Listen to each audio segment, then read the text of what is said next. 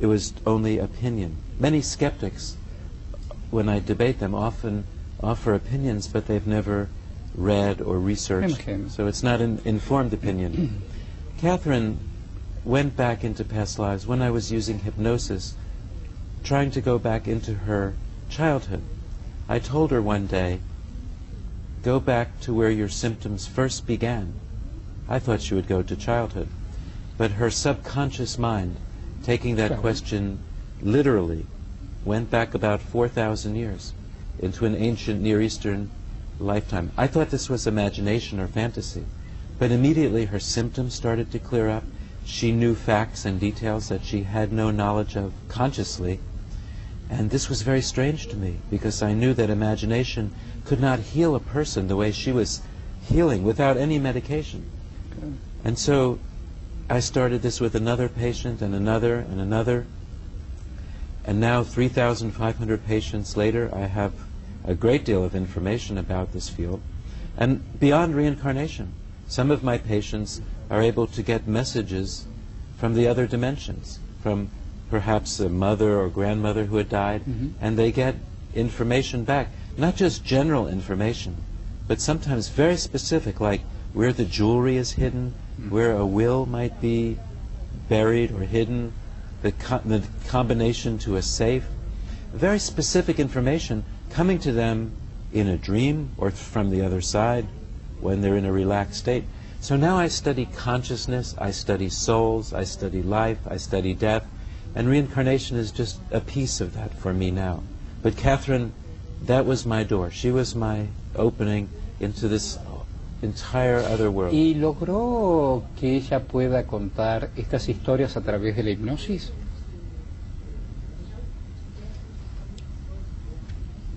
Yes, it's important to understand also, I think, what hypnosis is and what it's not, because we've seen in the movies. Es lo que conocemos a través del estudio de Freud. Freud used hypnosis. Freud used hypnosis, and for several years. Mine is a little bit different, because I'm using it, but eliciting a lot of information from the patient while they're under hypnosis. Hypnosis is not sleep. Hypnosis is a state of focused, relaxed concentration. We're all hypnotized every day. When you're reading a book and you don't hear traffic noises or other noises, that is hypnosis. It's concentration. So it's not mysterious, it's not strange, you never lose control. ¿Utiliza usted algún tipo de alucinógenos, algún tipo de estimulantes para que el paciente pueda trasladarse? No. No, solo mi voz, solo mi voz. I do it that way. They relax. In the relaxed state, memories are enhanced. The memory is better. And I don't use anything artificial, no chemicals, no drugs, nothing. Don't hit them over the head. I just speak and talk them into the very relaxed state, concentrated state. It's entirely normal, this state. There's no danger, you can never get stuck, you never give up control. But the memory is enhanced. People who meditate, it's very similar. They go within, they quiet their mind, and that's like hypnosis. ¿Se puede hablar de psicología espiritual? We must have a psychic connection. Because just like when we talked about the same soul sitting here. And I think it is somewhat an illusion to think that people are so separate. I call my work spiritual psychotherapy, almost the same word. And I think it is, because it's therapy beyond life and death. It's therapy that incorporates spiritual matters, such as consciousness, out-of-body experiences, near-death experiences. It's therapy that incorporates the importance of love and letting go of fears. It's scientific, but it's also spiritual and also intuitive. And it really works. It's very effective. Yo digo, algunos deben preguntarse, cada uno tiene su vida, su historia, sus relaciones. Habitualmente la gente que va a consultorios y a consultas quiere resolver el hoy. salud, dinero, amor, felicidad o lo que puede. Pero usted le cuenta cosas de vidas anteriores. Y alguien le puede decir, bueno, pero yo necesito solucionar mi problema hoy, mi angustia, mi ansiedad, mi inconsciente. ¿Usted qué le contesta? Sí, sí. There's a direct connection. Many problems today, symptoms, come from past lifetimes. I may see a person with a fear of water or a fear of small places, claustrophobia. And these are actual cases. For example, a person who died of suffocation or in a small place in a past life, now with claustrophobia. So phobias, anxieties, depression, psychosomatic disorders, and some physical disorders as well, are very responsive. They heal when the person remembers the causes in the past life. So there's a very direct effect on being happier and getting rid of symptoms in this life. I would like to add there's a further benefit, and that is when you find that you've died in a past life, and it's not painful, it doesn't hurt to remember this, you realize that you are immortal, you are eternal. We don't have to fear death so much in this life. And so people change beyond getting rid of symptoms. Their values change. They know that when we die, we do not take our houses with us or our bank accounts or our cars. We take our deeds. How did we act? What did we learn? So they lose their fear of death. Their values become better. And they're getting rid of symptoms also. So I think there's a very direct benefit on this life. Otherwise, I don't think I'd be looking at it quite so carefully as a doctor. Cuando nos reencontremos vamos a preguntarle al doctor Bráϊan Vάϊs si hay tiempos y recuerdos que vienen del útero y recuerdos que vienen de la muerte. Ya nos vemos.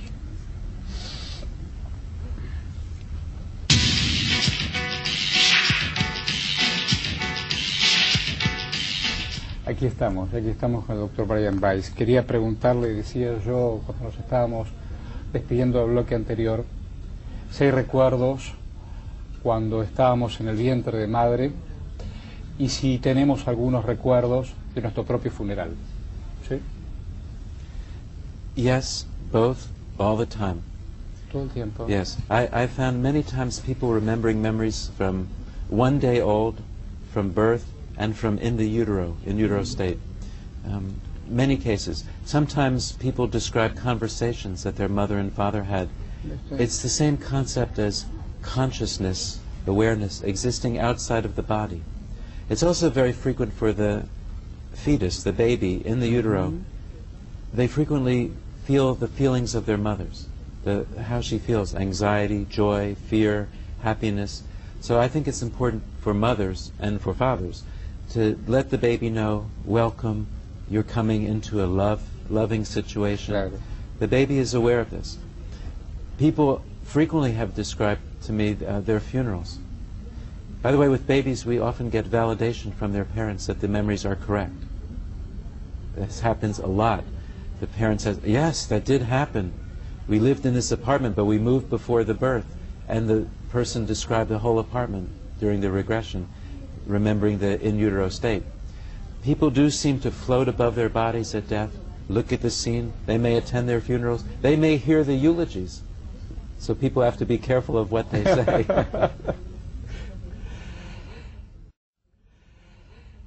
Digo, cuando uno muere, ¿uno está entre dos vidas? ¿Hay un vacío o una línea entre dos vidas cuando este cuerpo físico se termina? We are between lives because we are not our physical bodies. We are the spirit, the consciousness. We float out, we leave it, we learn on the other side, and then if we need to come back, we come back into a baby's body.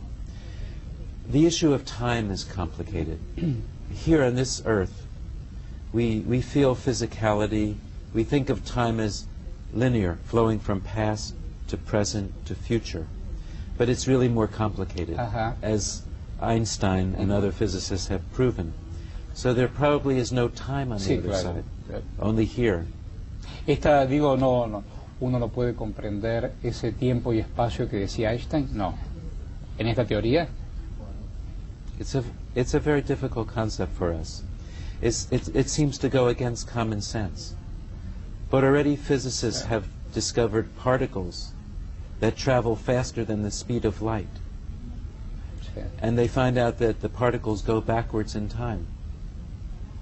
And it's amazing. It's as if, wow, our world is upside down.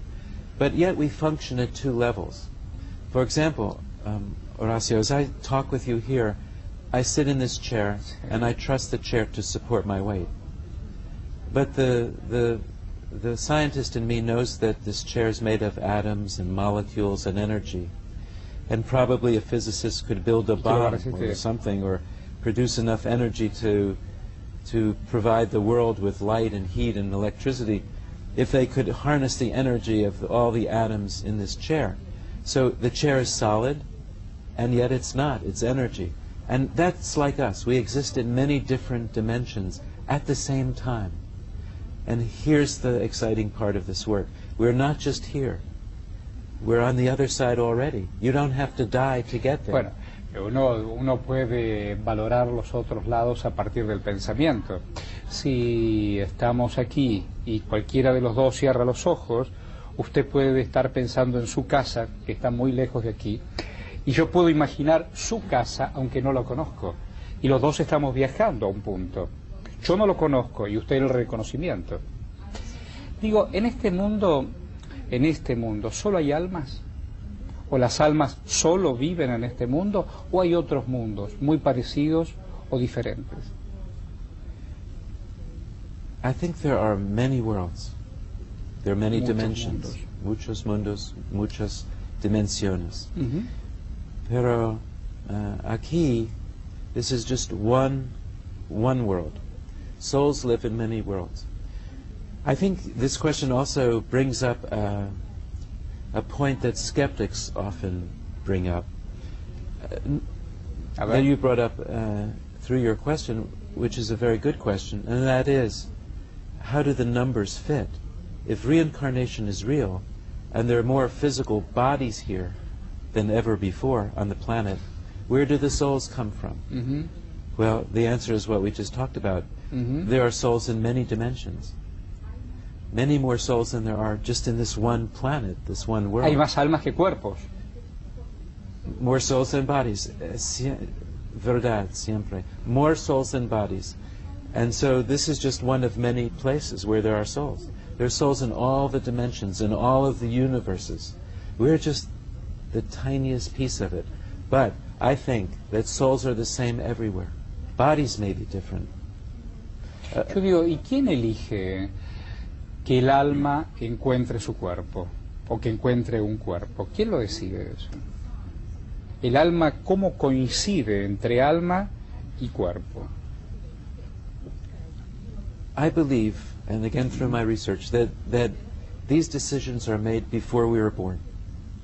There is a kind of committee of spiritual beings or masters, or whatever name we want to put on, angels, guides, God, higher power, but it seems to be like a committee of wise beings. And us, our soul, is part of this. And then we plan the life. What kind of lessons we're going to learn. We choose our parents, the situations into which we are born, because it improves the opportunities for learning here. We have a lesson plan. I also think that some cases of déjà vu, that feeling of familiarity, as if you've been in a place before, comes from this planning. Yeah. When you look over your life before you're born and you say, aha, I'm going to be here and do this and that. And when we encounter those points, that's a kind of déjà vu feeling. I also believe that we have free will. So we meet our destiny points. But our reactions to these things, to the people we meet, to our experiences, that's the free will part. Da la sensación como si fuera un ADN espiritual. Yes. Yes, exactly right. We have two lines of evolution here. The physical, the bodies, and we've been evolving as Darwin and others have described, and the spiritual. Our souls don't evolve in the same way, but they meet in the body, and we have these two lines of evolution. Not everything is karma. You may have to be in a body to certain parents because that's your lesson plan, but maybe you've inherited diabetes or something because of that. That's not karma. It's just, okay, that's the body that you will have in this life. Estaba pensando, usted habla de seres espirituales, ángeles, maestros, dioses. Cada uno de nosotros lleva el ADN de padres biológicos, papá, mamá, abuelo, abuela. ¿Quién conformará nuestro ADN espiritual? ¿Quién será el Padre Creador? ¿Y con quién conjugará para nosotros sobrellevar esa herencia espiritual, ¿no? The concept that we seem to use, and that I find in my work all the time, is God. Is God as a wisdom, an intelligence, an energy, a love that's so much more profound and so much deeper than we can put into words. We can't, with our brains, understand how everything works here. We can describe certain phenomena. We can describe, yes, we choose our bodies, we learn this, but why this was started, why we came here at all, why do souls have to go through this kind of evolution, this, nobody knows this. But we do know that we are here in this school, and we're supposed to learn lessons of love, compassion, etc. So when we attribute human qualities to God, we limit ourselves and we limit God. And this is because of our minds. We don't know how much beyond human comprehension God can be. So sometimes a person will come to me, for example, and say, well, I really want to pray to God for this or for that, but I feel that other people have more needs or more important needs, and I don't want to interfere with God if they need God more. And I say to them, God doesn't have ears. Human beings have ears. Perhaps God can listen to every soul in all of the universes all at the same time, and have room left over for whatever else God needs to do. We always limit God because we attribute human qualities to God. And that's something that has got... Cualidades humanas. Está muy bien. Sí, exactamente. Está muy bien. Also, I think there can only be one God. There's not a God for one people or one religion or one country or one race. It flies against reason. God has created everything. Bueno, pero alguien puede preguntarle si hay un solo Dios, no para unos ni para otros, no para pobres ni para ricos, no para olvidados o recordados. Alguien puede decir, entonces, ¿por qué hay pobres y ricos? ¿Por qué hay olvidados y recordados? ¿Por qué hay millones de hombres, mujeres y niños en una frontera esperando que alguien desde el cielo le dé de comer, y en cambio alguien, a mí a lo mejor a esta hora terminó su sándwich? Entonces, ¿por qué hay un chiquito que nace con felicidad y a la misma hora hay un chiquito que se muere? ¿Cuál sería la explicación entonces? Excellent question. I've thought about this a lot. And I work with, in my work with the patients in deeper levels, in my own meditation, I realize that we're blaming God for things that people have done. Again, I don't know why God, yes, has created this world que at hacen all. los hombres, naturalmente. But God didn't create hunger. God didn't create violence.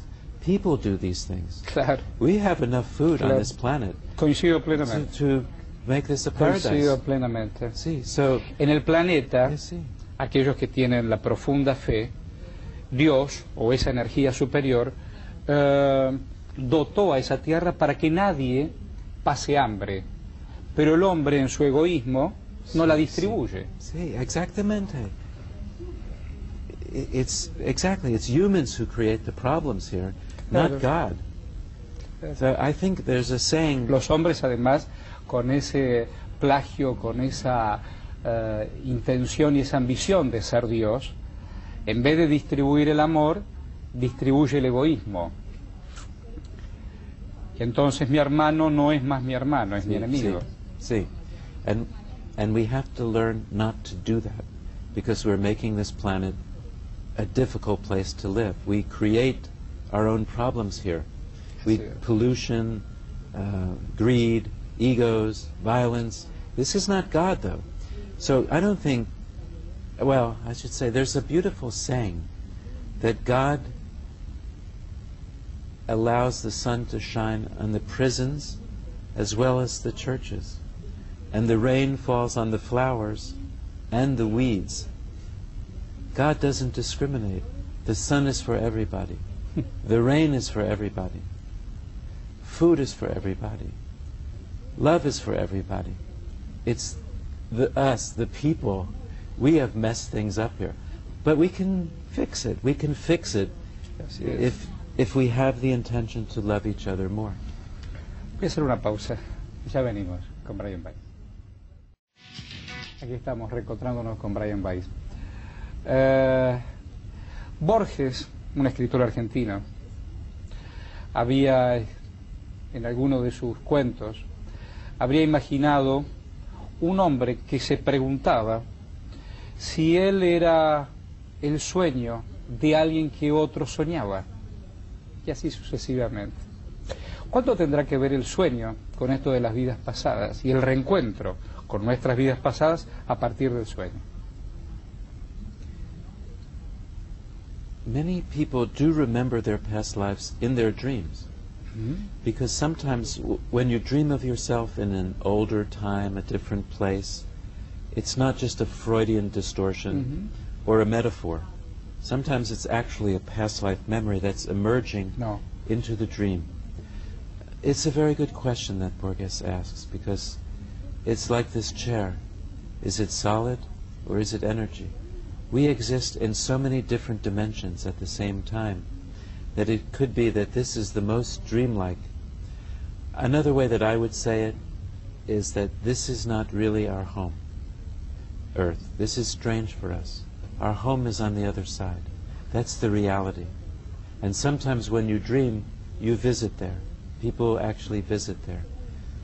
But this seems so real to us. This illusion is so strong because our body feels so solid and real. But it's not really our essence. Our essence is the soul. Cuando nosotros soñamos, ¿nos desprendemos del cuerpo físico e iniciamos un viaje con el alma? I think sometimes this does happen, yes. The part that separates I'm very interested in, because this is again the soul, the consciousness.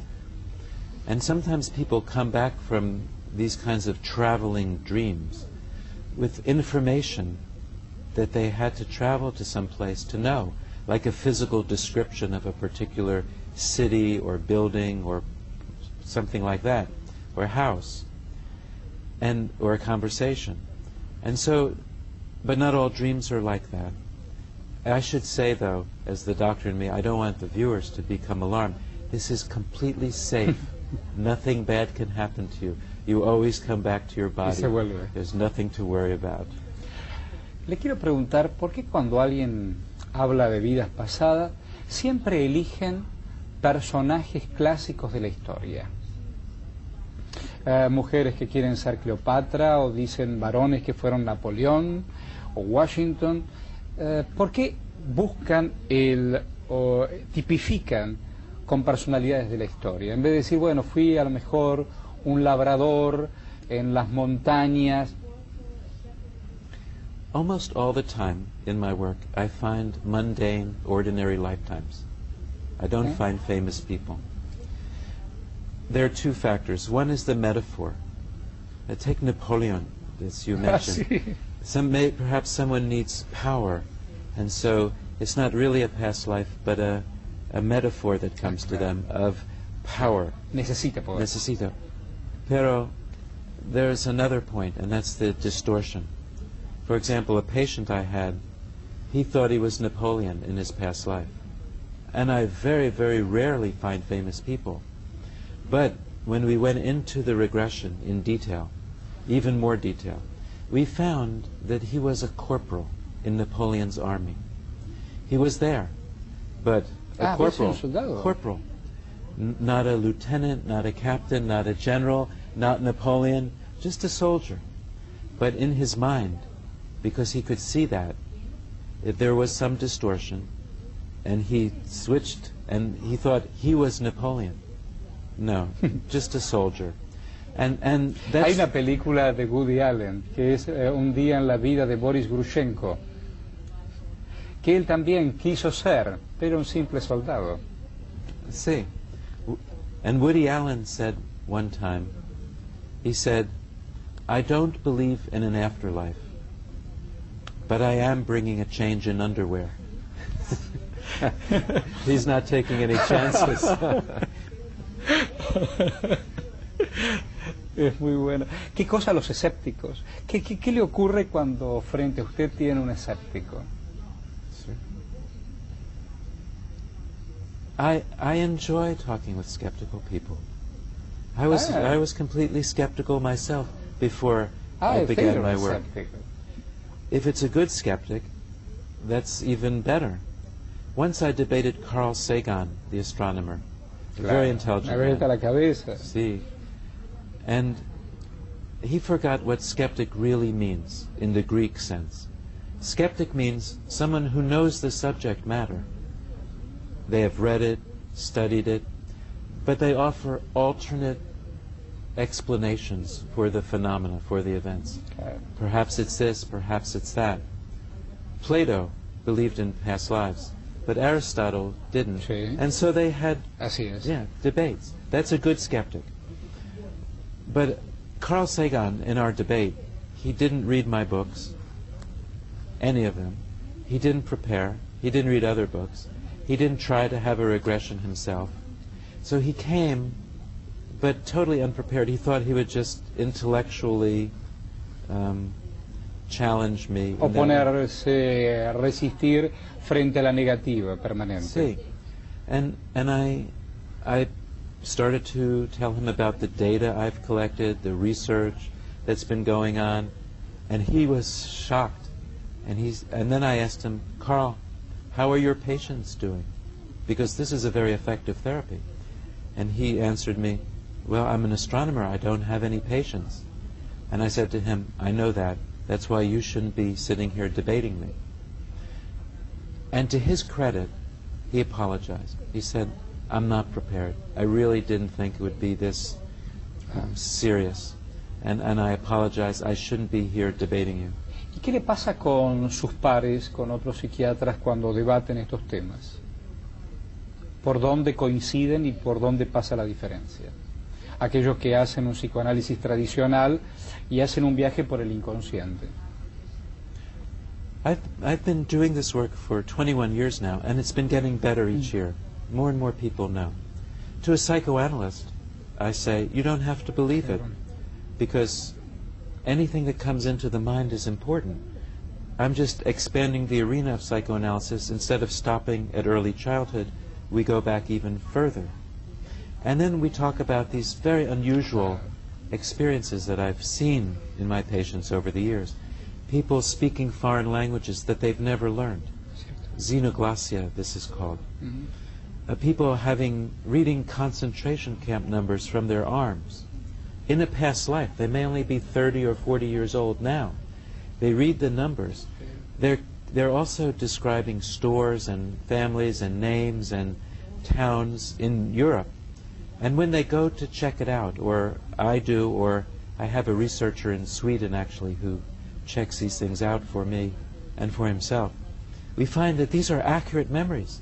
These people, with corresponding to the numbers, they did exist and they died in the Holocaust.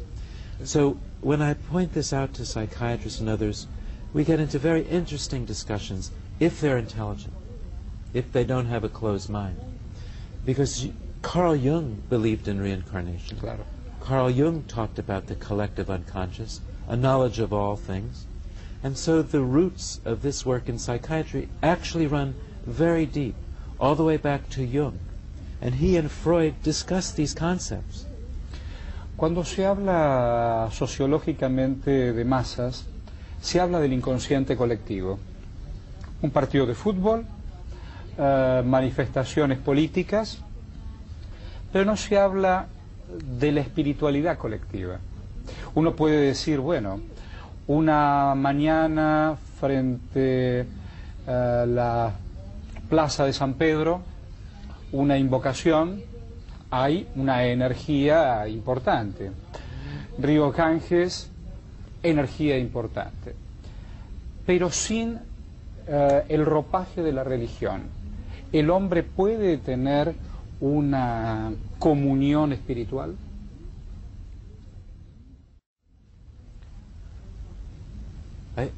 I have two thoughts to this wonderful question. One is, there's a difference between religion and spirituality. Está bien. Sometimes religions focus so much on the rituals and these kinds of things, but they forget the bigger picture, the higher meaning. Sí, sí, claro. It's more important, for example, to be loving and nonviolent than it is to do a certain ritual, whatever the religion is. The actions are more important than this little thing. But if the rituals help a person reach a deeper level, if they help him to go into a state of spirituality, then the rituals are very useful and important. But sometimes also you see, even outside of religions, a kind of spirituality or consciousness advancing. Even today, before